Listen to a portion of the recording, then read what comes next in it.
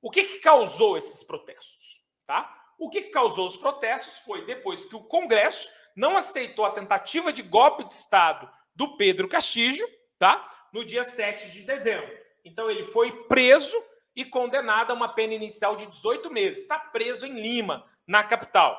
Ainda quando era presidente, ele era investigado em diversos processos. Ele fez um monte de questões ligadas à tentativa de verbas, que ele está sendo processado por isso, certo? E a vice-presidente assumiu o cargo. Então, quando que começa esse processo?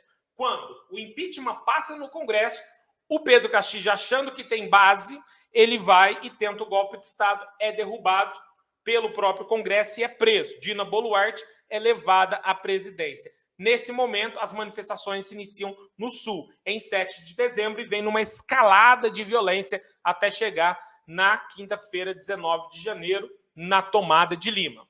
Onde os protestos mais aconteceram?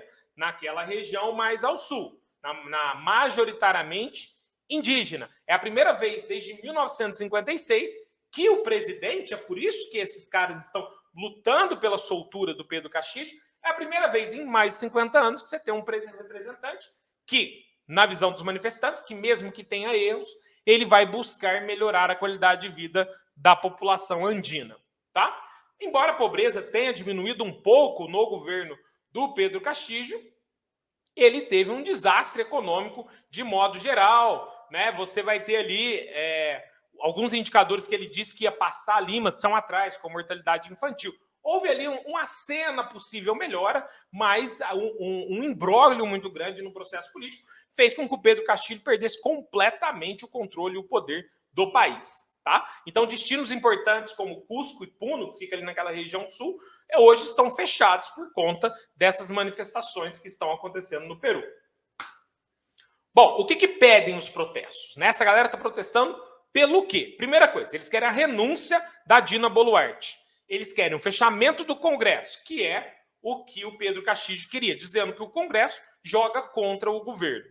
Eles querem uma nova Constituição e a libertação do Castillo. É só isso que os manifestantes querem. A renúncia da presidente, o fechamento do Congresso, uma nova Constituição e a libertação do Castillo. Né? Então, são manifestações que são contra o processo constitucional. Tá? Também houve marchas que pedem o fim da agitação política. Há algumas marchas que estão pedindo, gente, vamos diminuir, mas bem menores, né, quando comparado com o tamanho do processo violento que está acontecendo hoje em dia no Peru. Tá? Grupos de direitos humanos acusam autoridades de usar armas de fogo contra manifestantes e de usar helicópteros para jogar bombas de fumaça.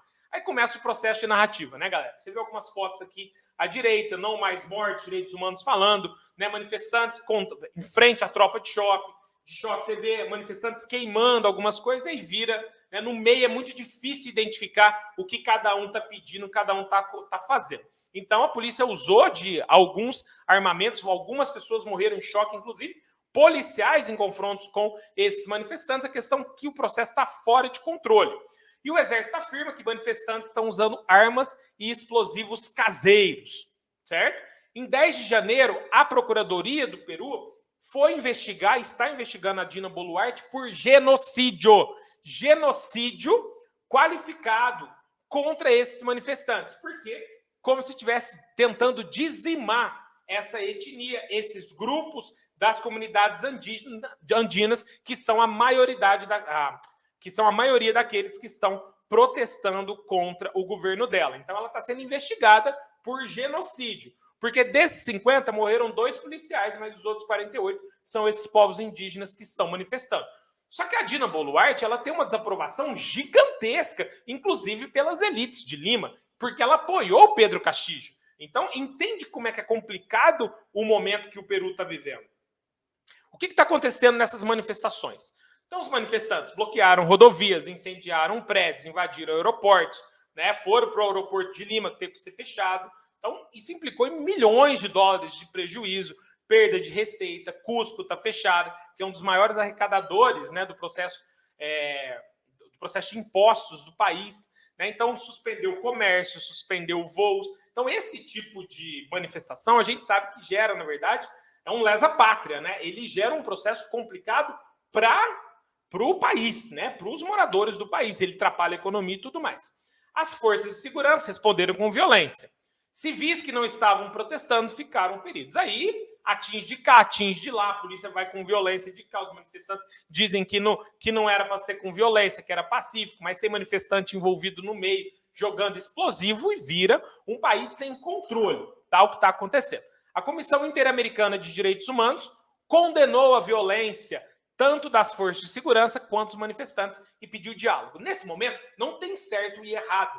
Porque o Pedro Castillo, ele dentro da Constituição peruana, ele era passível de impeachment. O pessoal não aceitou impeachment, ele tentou dar um golpe de Estado, agiu contra a Constituição, tentou dar um golpe de Estado. A Dina Boluarte decretou estado de emergência por conta das manifestações que começaram no país. E ela prorrogou esse estado de emergência, que significa a segurança nacional e exército na rua. Tá? Até agora, os manifestantes se recusaram a dialogar com Boluarte. Eles dizem que só vão dialogar com, no mínimo, novas eleições. Essa é a situação de momento.